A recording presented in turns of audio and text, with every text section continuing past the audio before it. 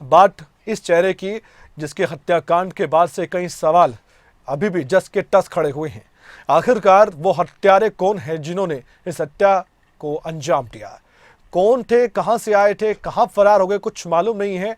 और उन फरार हत्यारों की तलाश अभी भी जारी है। लेकिन उसके बाद भी कई घटनाक्रम हुए हैं जिसके बाद नफे सिंह राठी हत्याकांड में उनका परिवार अभी भी सहमा हुआ है। इन्हीं पर हम बात करेंगे। एक बड़ी जानकारी इस पूरे मामले को लेकर हम आपको बताना चाहते हैं।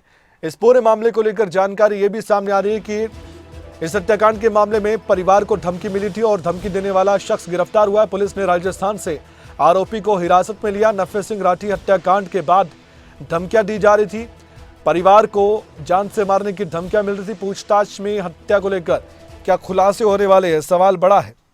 और ये सवाल बार बार पूछा जा रहा है कि वो फरार हत्यारे कहां हैं। हमारे साथ जुड़ चुके हैं हमारे संवाददाता प्रदीप धनखड़ ज्यादा जानकारी के लिए। प्रदीप, इस पूरे हत्याकांड को लेकर ताजा अपडेट आप बताइए। और ये जो शख्स है धमकी दे रहा था, ये कौन है? कोई इसकी पहचान हो पाई है? कोई खुलासा किया है पुलिस ने अभी तक, या पुलिस भी अभी पूछताछ के बाद ही कुछ कह सकती है?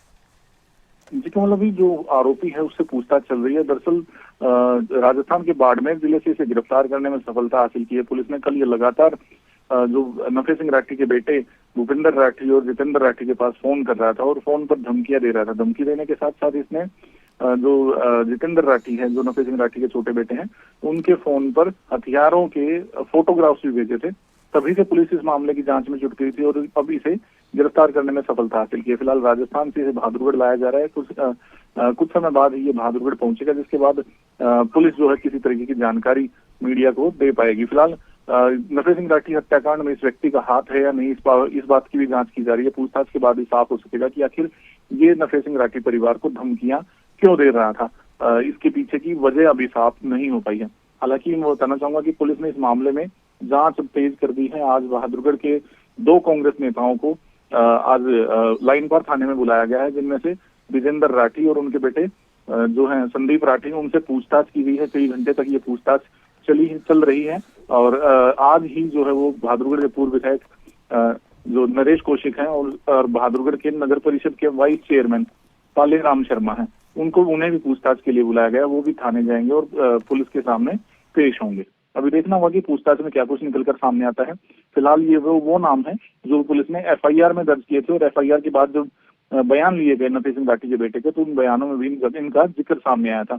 अब पुलिस पूरे मामले की जांच में जुटी है, लेकिन जो असली हमलावर हैं जिन्होंने इस वारदात को अंजाम दिया है वो भी फरार है। कमल, यही सवाल बड़ा है कि अभी तक पुलिस के पास सीसीटीवी थी और बहुत से सुराग भी पुलिस को मिल पाए होंगे, लेकिन असल में उन आरोपियों तक और उन हत्यारों तक पुलिस नहीं पहुंच पाई है। परिवार इस तरह के सवाल भी उठा रहा होगा कि पुलिस की जो कार्यप्रणाली है वो ठीक ठाक चल रही है, या फिर वो भी सवालों के घेरे में। क्या कह रहा है परिवार इसको लेकर?